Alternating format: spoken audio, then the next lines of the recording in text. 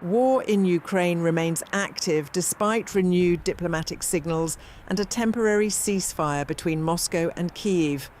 Russian President Vladimir Putin said the conflict in Ukraine could be coming to an end, while signalling openness to talks with Ukrainian President Volodymyr Zelensky aimed at reaching a long-term peace agreement.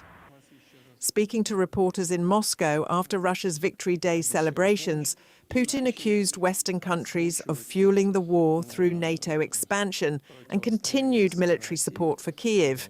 He said Russia would be prepared to meet with Zelensky either in Moscow or in a third country, but only if discussions are focused on finalizing a lasting peace deal. Putin also said Russia had proposed a prisoner exchange involving 500 captives even before US President Donald Trump suggested broader ceasefire efforts, adding that Moscow had not yet received a response from Ukraine. Russia and Ukraine later agreed to a larger 1,000 for 1,000 prisoner swap as part of a 3-day ceasefire running through Monday. Despite the ceasefire, both sides accused each other of continued attacks. Russia's defense ministry claimed Ukrainian forces carried out thousands of ceasefire violations, including drone strikes and shelling. Ukraine, meanwhile, said Russian troops continued assaults along key frontline areas.